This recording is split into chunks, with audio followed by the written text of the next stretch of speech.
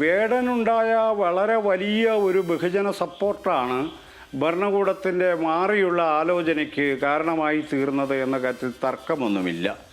മാത്രവുമല്ല, വേടനെ തൻ്റെ ഭാഗമാക്കി മാറ്റാൻ കഴിയുമോ എന്നും അവരന്വേഷിക്കുന്നുണ്ടാവാം. അത് അവരുടെ കാര്യം. വേടൻ അവസാനം അമ്പക്കറൈറ്റ് എന്ന നിലക്ക് ഒരു സ്വതന്ത്ര നിലപാട് പ്രഖ്യാപിച്ചിട്ടുള്ള ഒരാളാണ്. അദ്ദേഹത്തെ വശത്താക്കേണ്ടത് അന്നത്തെ ഈ ബഹുജന പിന്തുണ കണ്ട് ഭയപ്പെട്ട ഭരണകൂടം അദ്ദേഹത്തിൻ്റെ ഭാഗമാണെന്ന് വരുത്തി തീർക്കുകയാണ് ചെയ്തത്, ഇപ്പോഴും ചെയ്തുകൊണ്ടിരിക്കുന്നത്. എന്നാൽ ബിന്ദുവിൻ്റെ കാര്യം അതല്ല. ബിന്ദു എന്നത് സാധാരണ ഒരു പൗരയാണ്. അവർക്ക് വേടനുള്ള അതേ അവകാശം തന്നെ ഉള്ള ഒരാളാണ് ബിന്ദുവും.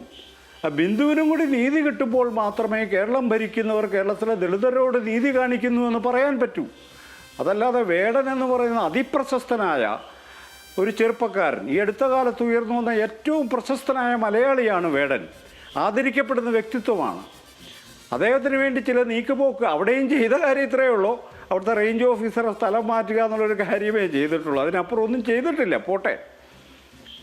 ബിന്ദുവിന് കൂടി നീതി കിട്ടുമ്പോഴാണ് യഥാർത്ഥത്തിൽ ഈ കേരളം ഭരിക്കുന്നവർ ദളിതർക്ക് നീതി കൊടുക്കുന്നതിൽ ശ്രദ്ധാലുക്കളാണ്, നിയമം അനുശാസിക്കുന്ന വഴികൾ തേടുന്നവരാണെന്ന് നമുക്ക് ബോധ്യപ്പെടും.